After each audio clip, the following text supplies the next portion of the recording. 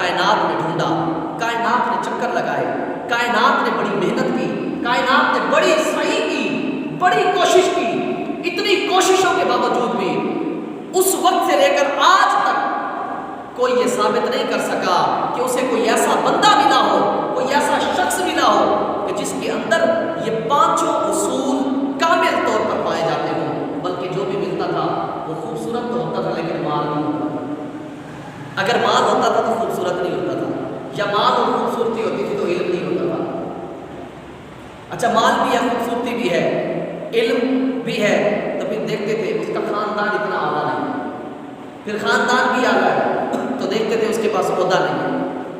تو جہاں کہیں بھی آپ گھومیں کائنات کے اندر کوئی بھی فرد آپ کو ایسا نہیں ملے گا جس کے اندر یہ پانچوں خوبیاں بدرجہ ادب پائی جائیں، کامل طور پر پائی جائیں، ایسا کوئی بھی آپ کو کائنات کے اندر فرد نہیں ملے گا۔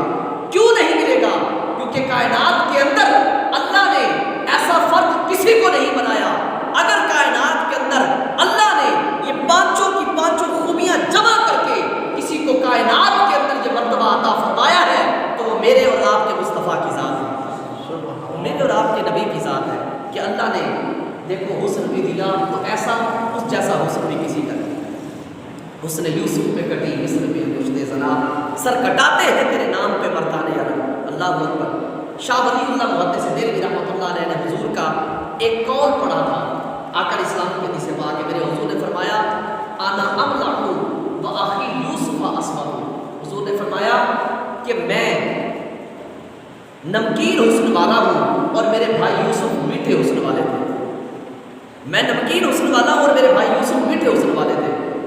تو حضرت شاہ ولی اللہ محدث دہلوی فرماتے ہیں کہ یہ میں بڑا پریشان رہتا تھا کہ حضور نمکین حسن والے، حضرت یوسف میٹھے حسن والے، حالانکہ نمکین کے اندر زیادہ چاشنی ہوتی ہے، نمکین کو لوگ زیادہ پسند کرتے ہیں، لیکن جس طرح ہم نے حضرت جناب یوسف علیہ السلام کے حسن کے قصے سنے ہیں، ایسا قصہ ہم نے حضور کا تو نہیں سنا نا حسن کا کہ عورتوں نے حضرت یوسف کو دیکھ کر ان کی انگلیاں کٹ گئی تھیں، ایسی ہم نے بات وہاں تو نہیں دیکھی۔ اللہ اکبر۔ آپ کے یہ ذہن کے اندر بات تھی، ایک وقت آیا شاہ ولی اللہ محدث دہلوی آپ سوئے، قسمت انگڑائی لے کر جاگی، حضور نے خواب کے اندر اپنا دیدار کرا۔ اللہ اکبر۔ نبی پاک علیہ السلام کا فرمان بخاری شریف کی روایت ہے، تو یہ نہ کہ خواب میں ہوتے ہیں۔ حضور نے فرمایا من رآنی فی المنام فسیرانی فی الیقظۃ۔ آقا علیہ السلام نے فرمایا جس نے مجھے خواب کی حالت کے اندر دیکھا، آقا علیہ السلام نے فرمایا ان قریب وہ مجھے جاگتی آنکھوں سے بھی دیکھے گا۔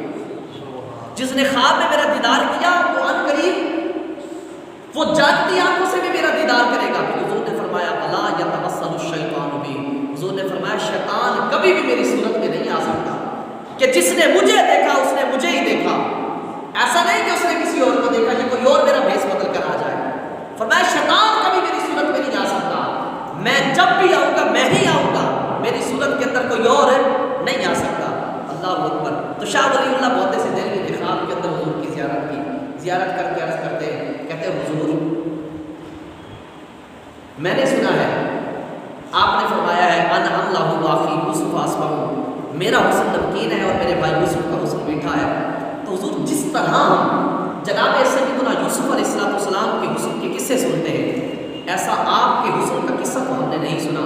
میرے حضور نے خواب کے اندر شاہ ولی اللہ محدث دہلوی کو جواب دیا۔ حضور نے فرمایا شاہ ولی اللہ جمالی مستور عن عاجل الناس غیرۃ من اللہ، کہا کہ شاہ ولی اللہ نے میرے حسن کو اپنی غیرت کی وجہ سے لوگوں کی آنکھوں سے چھپا کر رکھا ہے۔ اللہ کون چاہتا ہے کہ میرا محبوب کوئی دیکھے؟ اور کون چاہتا ہے کہ میرا محبوب کوئی دیکھے؟ کوئی بھی نہیں چاہتا کہ میرے محبوب کو کوئی دیکھے۔ اللہ کے محبوب تھے تو اللہ رب العالمین نے اپنے محبوب علیہ السلام کے حسن کو، کتنی پیاری بات حضور نے خود ارشاد فرما دیا، کہا کہ شاہ ولی اللہ جمالی مستور عن عاجل الناس غیرۃ من اللہ، کہا کہ اللہ رب العالمین نے میرے حسن کو لوگوں کی آنکھوں سے اپنی غیرت کی وجہ سے چھپا کر رکھا ہے۔ بشریت کے 70,000 میرے حضور پر پردے تھے، لیکن اس کے باوجود بھی جب کوئی دیکھتا تھا تو ٹک ٹکی آنکھیں باندھ کر دیکھ نہیں سکتا تھا، نظریں جما کے کوئی دیکھ نہیں سکتا تھا۔ حضرت حسان بن ثابت کہتے ہیں نظرت الی وجہہ، کہا کہ جب میں حضور کے چہرے کی طرف دیکھتا تھا نا، آپ فرماتے ہیں جب میں حضور کے چہرے کی طرف دیکھتا تھا، آپ فرماتے ہیں کفی علی عینیہ، آپ فرماتے ہیں وضعت کفی علی عینیہ، کہ میں اپنے ہاتھوں کی ہتھیلیوں کو اپنی آنکھوں پر رکھ لیتا تھا، آنکھوں پر رکھ لیتا تھا۔ کسی نے پوچھا ایسا کیوں کرتے تھے، اپنے ہاتھوں کی ہتھیلیوں کو آنکھوں پر کیوں رکھتے تھے؟ کہا کہ خوف من ذہاب بصری، کہا کہ حضور کے چہرے سے نور اتنا نکلتا تھا، مجھے ڈر رہتا تھا کہ کہیں حضور کی اس نورانیت کی وجہ سے میری آنکھوں کی روشنی نہ چلی جائے، کہا اتنا نور نکلتا تھا۔ یہ جنہوں نے دیکھا وہ بات کر رہے ہیں، کہا نا جنہیں ویکھیا نہیں وہ کرن گلا، جنہیں ویکھ لیا وہ تے بول دے نہیں، جنہیں ویکھیا نہیں وہ کرن گلا، جنہیں ویکھ لیا وہ تے بول دے نہیں، جڑے محرم راز حقیقت دے وہ راز حقیقت کھول دے۔ میرے حضور کا حسن بھی کامل ہے، یہ میرا موضوع حضور کا حسن نہیں ہے، میرا موضوع محبت رسول ہے، کہ کائنات کے اندر اگر حسن بھی کسی کو کامل ملا تو میرے حضور کو ملا۔ آئیے اب آتے ہیں عہدے کی طرف، عالی مقام کی طرف، نسب کی طرف۔ کائنات کے اندر کسی کا بھی اتنا عالی نسب نہیں ہوا، کسی کا بھی اتنا بلند خاندان نہیں ہوا جتنا بلند خاندان میرے حضور کا ہوا ہے۔ حضور خود فرماتے ہیں، آقا علیہ السلام نے فرمایا ان اللہ اصطفیٰ کنانہ من ولد اسماعیل، آقا علیہ السلام فرماتے ہیں اللہ نے اولاد اسماعیل میں سے کنانہ کو چنا، اولاد اسماعیل میں سے کنانہ کو چنا۔ پھر فرمایا وصطفیٰ من کنانہ قریش، کہا کہ اللہ رب العالمین نے پھر کنانہ سے قبیلہ قریش کو چنا۔ پھر فرمایا وصطفیٰ من قریش من بنی ہاشم، کہا کہ اللہ رب العالمین نے من قریش بنی ہاشم، کہا کہ اللہ رب العالمین نے پھر قبیلہ قریش سے خاندان بنی ہاشم کو چنا۔ پھر حضور نے فرمایا وصطفانی من بنی ہاشم، پھر اللہ رب العالمین نے بنی ہاشم سے مجھے چنا۔ کتنا عالی نسب، کتنا عالی نسب ہے حضور کا۔ اگر نسب کے اعتبار سے بھی دیکھا جائے تو میرے حضور سے بڑا کس کا نسب کائنات کے اندر نہیں ہے۔ اللہ اکبر۔ پھر آئیے حضور کے عہدے کی طرف، لوگ کسی سے محبت کرتے ہیں یا تو حسن کی وجہ سے، یا پھر اس کے عالی خاندان ہونے کی وجہ سے، یا پھر محبت کرتے ہیں اس کے عہدے کی وجہ سے۔ بتاؤ کائنات کے اندر جو عہدہ میرے مصطفیٰ نے پایا ہے کسی نے پایا ہے؟ کسی نے پایا ہے عہدہ؟ اللہ نے اپنے محبوب کو امام الانبیاء بنا کر بھیجا۔ کائنات کے اندر جو مقدس ترین ہستیاں ہیں وہ ہیں انبیاء، کائنات کے اندر مقدس ترین جو ہستیاں ہیں وہ انبیاء ہیں، اور ان مقدس ترین ہستیوں کا اللہ نے میرے حضور کو امام بنا کر بھیجا، جس کا اتنا بڑا عہدہ ہو۔ اور عہدہ کتنا بڑا ہے، عہدہ کتنا بڑا ہے؟ بزرگوں نے تو کہہ دیا نا بعد از خدا بزرگ تم ہی قصہ مختصر، اس سے بڑا عہدہ ہے کسی کا؟ عہدہ بتاؤ کتنا بڑا ہے، کتنا بڑا ہے؟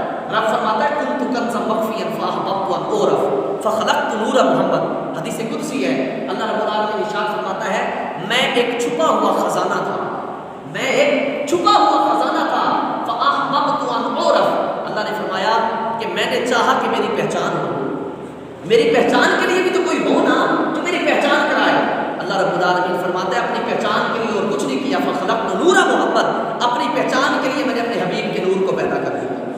بتاؤ جس کے ذریعے رب اپنی پہچان کروائے اس محمد عربی کا عہدہ کتنا بڑا ہے۔ تو عہدے کے اعتبار سے بھی اگر دیکھو تو کائنات کے اندر میرے حضور سے بڑا کسی کا عہدہ نہیں۔ پھر آ جاؤ دولت کے اعتبار سے، مال اسباب کے اعتبار سے، اللہ حضور علیہ السلام ارشاد فرماتے ہیں، آقا علیہ السلام نے فرمایا، بخاری شریف کی روایت ہے، فرمایا انی قد اعطیت مفاتیح خزائن الارض، حضور فرماتے ہیں اللہ نے تمام خزانوں کی چابیاں مجھ محمد کے ہاتھ میں مجھے عطا فرما دی۔ بتاؤ کوئی مالدار ہے میرے حضور سے بڑا؟ میرے حضور سویا کرتے تھے چٹائی پر، تو حضور جب چٹائی پر سوتے نا تو حضور کے نا پیٹھ مبارک پر نا نشان پڑ جاتے چٹائی کے۔ ایک بوڑھی عورت تھی، اس نے دیکھا، کہا کہ حضور چٹائی پر سوتے ہیں، کائنات کے مالک ہو کر کہاں سوتے ہیں؟ اسے بڑا ترس آیا، وہ گئی گھر میں نا، اس نے ایک نرم سا ایک بستر تیار کیا، گدا تیار کیا، وہ نرم بستر تیار کر کے حضور کی بارگاہ میں لائی، حضور سے کہا حضور میں چاہتی ہوں کہ آپ اس پر سویا کریں۔ आप इस पर सोया करें। मेरे हुजूर ने फरमाया नहीं, मुझे इसकी हाजत नहीं है। अल्लाह, क्या फरमाया? मुझे इसकी हाजत नहीं है। वो चली गई। फिर हुजूर घर में मौजूद नहीं थे। फिर वो आई हज़रत आयशा के पास रज़ी अल्लाह तआला अन्हा। हज़रत आयशा के पास आकर अर्ज़ करती है, कहती हैं कि ये हुजूर के लिए कबूल फरमाइए, मैं चाहती हूँ कि हुजूर अलैहिस्सलाम इसके ऊपर आराम फरमाया करें। तो हज़रत आयशा ने लेकर रख लिया कि बुढ़िया बड़ी मोहब्बत से लेकर आई है, आपने लेकर रख लिया। जब हुजूर अलैहिस्सलाम घर तशरीफ लाए तो आपने अपनी जगह पर जब ऐसे उस बिछोने को देखा तो हुजूर ने फरमाया ये कहाँ से आया है? हज़रत आयशा अर्ज़ करती है, कहती है हुजूर ये एक बुढ़िया थी, वो देकर गई है। तो आकर इस्लाम ने फरमाया आयशा तुमने क्यों लिया है? लोग क्या समझते हैं कि मेरे पास कुछ नहीं है? लोग क्या समझते हैं कि मेरे पास कुछ नहीं है? आयशा अगर मैं चाहूँ तो ये पहाड़ सोने के बन के मुझे मेरे साथ चलने लग जाए। अल्लाह अकबर। बताओ, जो ये सिर्फ चाहत करे, उनकी चाहत पर अल्लाह पहाड़ों को सोने का बना दे, बताओ उससे बड़ा मालदार कोई कायनात के अंदर आया है? हुजूर खुद फरमाते हैं, बुखारी शरीफ की रिवायत किताब इल्म के अंदर हुजूर फरमाते हैं इन्नमा अना कासिम वल्लाहु युती। हुजूर ने फरमाया मेरा रब मुझे अता फरमाता है और मैं तकसीम करता हूँ। बताओ, जो रब के खजानों का मालिक हो, जो रब के खजानों का मालिक हो, उससे बड़ा कायनात के अंदर कोई मालदार है? कोई भी नहीं है। अल्लाह अकबर। हाँ, अब और बात आ गई, पांचवी बात, अगर कोई किसी से मोहब्बत करता है तो उसके इल्म की वजह से भी करता है, इल्म की वजह से भी उससे मोहब्बत करता है। बताओ, कायनात के अंदर जैसा इल्म अल्लाह ने अपने हबीब को अता फरमाया, ऐसा किसी को अता फरमाया? हुजूर को सारी गैब की खबरें अता फरमा दी, सब कुछ दे दिया कि महबूब क़यामत कब होगी, फलां काम कब होगा, फलां काम कब होगा, अल्लाह ने सब कुछ अता फरमा दिया। मुझे याद है एक मरतबा मैं इल्म गैब में बयान कर रहा था, एक नौजवान खड़ा हुआ, मुझे कहते कारी साहब आप कह रहे हैं कि हुजूर को इल्म गैब है, हम आपको एक हदीस सुनाते हैं, इसके अंदर तो इल्म गैब साबित नहीं होता। मैंने कहा भाई सुनाइए आप। कहते हैं कि देखिए हुजूर अलैहिस्सलाम का फरमान है कि क़यामत के दिन अल्लाह की बारगाह में एक शख्स लाया जाएगा, वो बज़ाहिर बड़ा नेकोकार होगा, लेकिन अल्लाह की बारगाह में जब लाया जाएगा तो अल्लाह उसे जहन्नम में जाने का हुक्म देगा। तो हुजूर अलैहिस्सलाम अर्ज़ करेंगे मौला ये तो बड़ी नेकियां किया करता था दुनिया के अंदर, बड़ा नेक था, ये तो मुत्तकी था, परहेजगार था, हाजी नमाजी था, मौला फिर तो इसको जहन्नम में भेज रहा है। तो अल्लाह रब्बुल आलमीन फरमाएगा महबूब इसके बारे में तुम नहीं जानते, हम जानते हैं। कहा कि देखो अगर हुजूर को इल्म गैब होता तो अल्लाह अल्लाह अपने हबीब से क्यों फरमाता कि महबूब जो हम जानते हैं वो तुम नहीं जानते? मैंने कहा ये बताओ इससे इल्म गैब की नफी कहाँ से साबित हो रही है? पहले तो ये बात है। मैंने कहा अब इसी हदीस से मैं तुम्हें इल्म गैब साबित करके दूं? कहता जी करें। अब आप भी सुने इस हदीस से इल्म गैब कैसे साबित होता है? बताइए, जब मेरे हुजूर ने ये फरमाया कि क़यामत के दिन अल्लाह की बारगाह में एक बंदा पेश होगा, अल्लाह उसे जहन्नम में जाने का हुक्म देगा, ये हुजूर ने कब फरमाया था? जब हुजूर मदीने में बैठे थे, जब हुजूर मदीने में बैठे थे। और मैंने कहा क़यामत तो बाद में आनी थी, हुजूर मदीने में बैठकर क़यामत का मंजर पेश कर रहे हैं। ये इल्म गैब नहीं तो और क्या है? ये इल्म गैब नहीं तो और क्या है? बैठे मदीने में और आने वाली क़यामत की बातें बता रहे हैं कि ये होगा क़यामत के अंदर। मैंने कहा यही तो मेरे हुजूर का इल्म गैब है। और अगर अल्लाह ने कायनात के अंदर किसी को इल्म अता फरमाया है तो इल्म के एतबार से भी कामिल मेरे हुजूर की ज़ात है। हमारे दुनियादारों के बनाए हुए उसूल क्या? मोहब्बत करनी है तो हुस्न की वजह से करनी है, मोहब्बत करनी है तो दौलत की वजह से करनी है, मोहब्बत करनी है तो आली खानदान से होने वाला होने की वजह से करनी है, मोहब्बत करनी है तो आला ओहदा होने की वजह से करनी है, मोहब्बत करनी है तो इल्म की वजह से करनी है। खुदा की कसम कायनात घूम के देख लो, 18,000 आलमीन की सैर करके देख लो, तुम्हें कायनात के अंदर सिवाय मुस्तफा के कोई ऐसा बंदा नहीं मिलेगा कि जिसके अंदर अल्लाह ने ये पांचों खूबियां कामिल नहीं बल्कि अकमल तौर पर मुकम्मल फरमा दी है। बताओ, जिस हस्ती के अंदर पांचों खूबियां कामिल तौर पर पाई जाती हों उस हस्ती से मोहब्बत करनी चाहिए कि नहीं करनी चाहिए?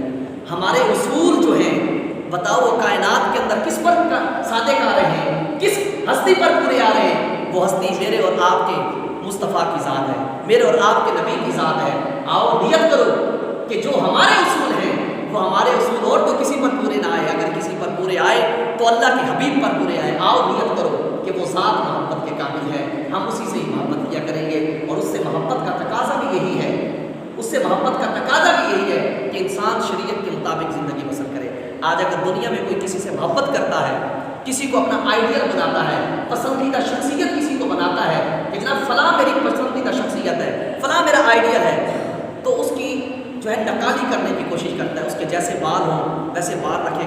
ہیئر سٹائل ویسا ہوگا، اچھا جی لائف سٹائل ویسے بنائے گا، جناب اس نے یہ کیا ہوا ہے، ٹوپی پہنے گا تو اسی کی طرح پہنے گا. مطلب وہ پوری کوشش کرتا ہے کہ میرا لائف سٹائل میرے آئیڈیل کی طرح ہو جائے. ہمارے آئیڈیل کائنات کے اندر کون ہے؟ حضور کی ذات ہے. آؤ نیت کرو کہ ہمارا لائف سٹائل، ہماری زندگی کا جو مقصد ہے، ہماری زندگی کا جو انداز ہے وہ ویسے ہی ہوگا جیسے ہمارے حضور کا انداز تھا. اس کے مطابق ہم زندگی گزاریں. صحابہ کرام علیہ رضوان حضور سے کس قدر محبت کیا کرتے تھے. محبت دیکھیے گا، یہ محبت رسول کی بات ہوئی ہے. کس قدر صحابہ کرام حضور سے محبت کرتے تھے. حضرت عروہ بن مسعود رضی اللہ تعالیٰ عنہ، یہ ایک حدیث میں بیان کر کے اس کو بات ختم کر دوں. بڑی لاجواب حدیث ہے، بخاری شریف کی روایت ہے. حضرت عروہ بن مسعود رضی اللہ تعالیٰ عنہ آپ فرماتے ہیں کہ جب میں ابھی ایمان نہیں لایا تھا تو میں کفار کی طرف سے سفیر بنا کر بھیجا گیا حدیبیہ کے مقام پر. جب نبی پاک علیہ السلام صحابہ کو لے کر عمرہ کرنے کی نیت سے آئے تھے تو آگے کفار قریش نے یہ سمجھا تھا کہ شاید ہم سے جنگ کرنے کے لیے آئے ہیں، تو انہوں نے ادھر سے جو ہے جنگ کی تیاری کر لی تھی. حضور حدیبیہ کے مقام پر ٹھہر گئے تھے، حدیبیہ کے مقام پر ٹھہر گئے تھے اور وہیں سے پھر قاصدوں کا سلسلہ شروع ہوا تھا. حضور نے بتایا ہم تو نہاتے لوگ ہیں، ہمارے پاس تو کچھ ہے ہی نہیں، ہمارا مقصد رب کے گھر کی زیارت کرنا ہے، ہم تو عمرے کی نیت سے آئے ہیں، ہم لڑنے تھوڑی آئے ہیں تمہارے ساتھ، ہم تو طواف خانہ کعبہ کرنے آئے ہیں، ہمارا مقصد یہ ہے. اللہ اکبر. اس وقت کفار قریش نے عروہ بن مسعود رضی اللہ تعالیٰ عنہ کو سفیر بنا کر بھیجا کہ جاؤ عروہ دیکھ کر آؤ. یہ جاسوسی کے طور پر بھی گئے تھے کہ تم نے جاسوسی بھی کرنی ہے، جاؤ دیکھ کر آؤ کہ ان کے پاس کیا کیا ہے کیا کیا نہیں ہے، جاؤ. حضرت عروہ بن مسعود یہ جب ایمان لائے تو تب آپ نے یہ بات بتائی. بخاری شریف کی روایت ہے. حضرت عروہ بن مسعود فرماتے ہیں کہ میں چلا گیا، میں نے وہاں پر دیکھا، کہا کہ جو کچھ میں نے دیکھا نا میں واپس آیا.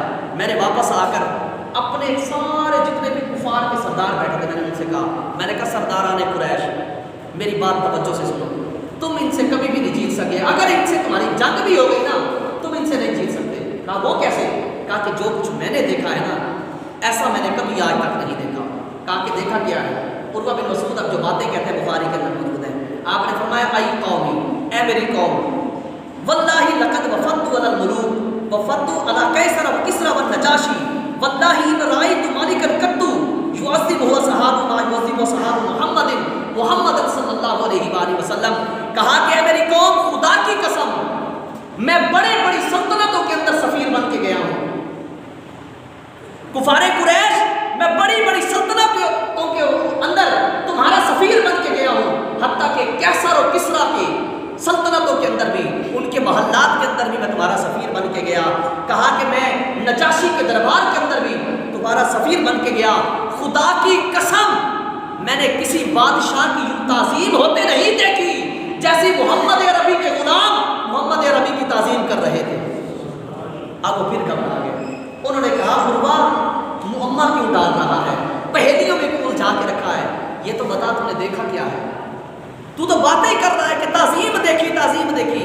عروہ تعظیم دیکھی کیا ہے؟ خدا کی قسم حضرت عروہ بن مسعود نے جو اپنی آنکھوں سے تعظیم دیکھی تھی وہ تعظیم جو صحابہ نے کی، کائنات کے اندر کسی نے اس طرح تعظیم نہیں کی محمد عربی علیہ السلام کی. اللہ اکبر. حضرت عروہ بن مسعود قسم کھا کے ایک بات بتاتے رہے، قسم کھا کے. آپ نے کیا بتایا؟ آپ نے کہا واللہ ان تنخم نخامۃ الا وقعت فی کف رجل منهم فدلک بها وجهه وجلده.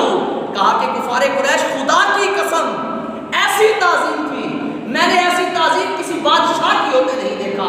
کہا کہ بڑے مخمل کے بستروں پر بیٹھنے والے، بڑی شاہی سلطنتوں کے مالک جن کے ارد گرد بڑے سپاہی کھڑے ہوتے ہیں، کہا کہ ایرانی قالینوں پر چلنے والے لوگ، میں نے ان کی تعظیم ایسے ہوتے نہیں دیکھی جیسی تعظیم محمد عربی کے غلاموں نے محمد عربی کی کی. کہا دیکھا کیا؟ کہا کہ سنو خدا کی قسم محمد عربی صلی اللہ علیہ وآلہ وسلم جب آپ اپنے ناک مبارک سے رطوبت نکالتے تھے نا، جب آپ اپنے ناک مبارک سے رطوبت نکالتے تھے، کہا کہ وہ زمین پر نہیں گرتی تھی. سننا یہ بخاری کی حدیث ہے. لوگ تو تعظیم کی بات کرتے ہیں، محبت کی جو صحابہ نے محبت کی نا وہ بھی دیکھو. کہتے ہیں محبت کے اندر جناب تم نے لائٹنگ لگا لی ہے، محبت کے اندر تم نے جھنڈے لگا لیے ہیں، محبت کے اندر تم یہ کرتے جا رہے ہو. اور میں کہتا ہوں یہ کون سی محبت قرآن کے اندر تھی جو صحابہ نے کی؟ محبت کی دلیل کتابوں میں نہیں ملتی. محبت کی دلیل جو ہے دل کے ورق پر لکھی ہوئی ہوتی ہے. ہے, یہ بات یاد رکھنا. صحابہ کے دل پر یہ محبت کی دلیل تھی. کیسی محبت کی؟ کہا کہ جب حضور علیہ السلام اپنی ناک مبارک سے رطوبت نکالتے تھے, کہا کہ وہ زمین پر نہیں گرتی تھی. واقعات فی کفی رجل منہم, کہا کہ صحابہ آگے بڑھ کے اپنی ہتھیلیوں کے اوپر اس کو لے لیتے تھے, ہتھیلیوں کے اوپر اس کو لے لیتے تھے. کہا کہ بات اتنی نہیں صرف لے لیتے تھے, کہا کرتے کیا تھے یہ تو دیکھو. کہا فدالا کا بہا وجہہ وجلدہ, کہا اسے لے کر برکت کے لیے اپنے چہرے پر بھی ملتے تھے اور اپنے جسم پر بھی ملا کرتے تھے. اللہ, بتاؤ ایسی محبت کہیں ہے؟ کسی نے کی ہے ایسی محبت؟ کتنی عظیم دلیل ہے حضور سے محبت کی.